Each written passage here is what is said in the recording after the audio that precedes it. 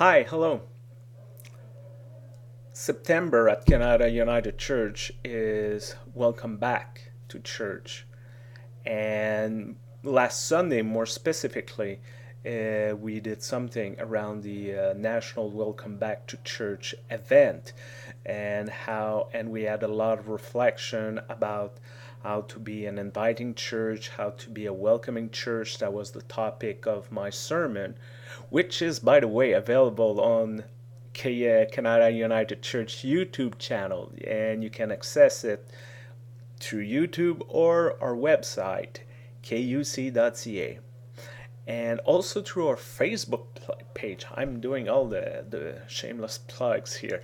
There's a lot of clips about welcoming people, inviting people to church.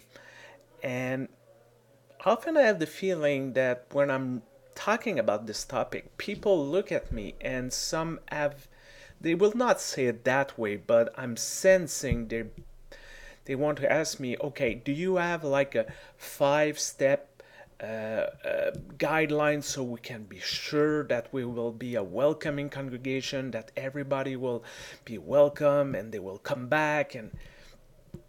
And the truth is, there's none, because if there were one book or list or guideline, well, someone would have write it, every congregation would have bought it, everybody would follow that recipe, and the person who would write it would be billionaire. And no, there's no what to do. It's more how to be, how to be welcoming. It's not like do something and they will come back, and be open.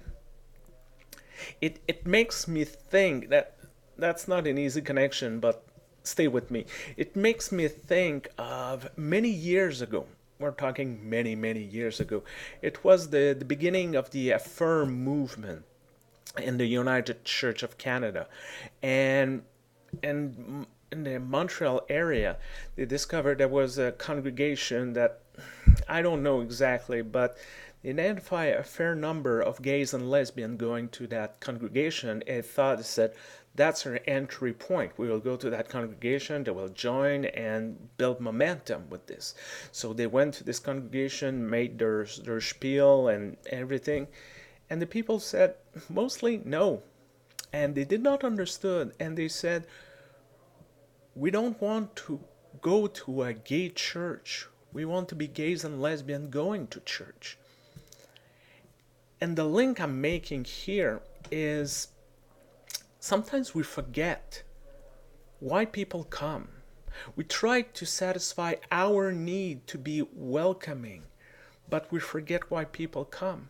Sometimes the first thing we want with people is get their name, get their address, and signing up, sign to sign them on something, a committee or a task group, and we think that people come to be involved in something, and that's the best way to join our church.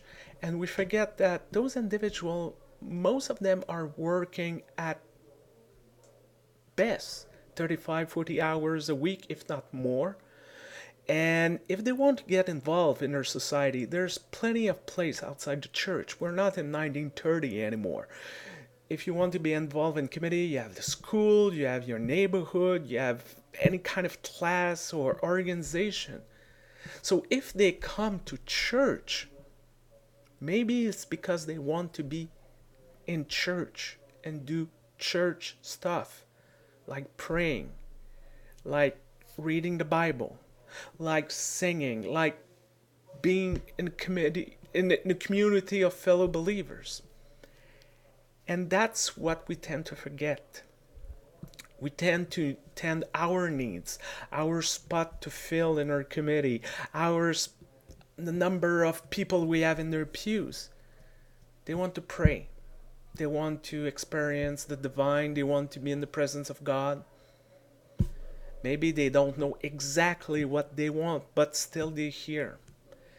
So welcoming people, inviting people, it's not about us, it's about them. And it takes a lot of humility, because we need to break down our assumption. what we think we believe, and to truly listen to what they are telling us. And even if we don't like what they're telling us, that's still what they are telling us.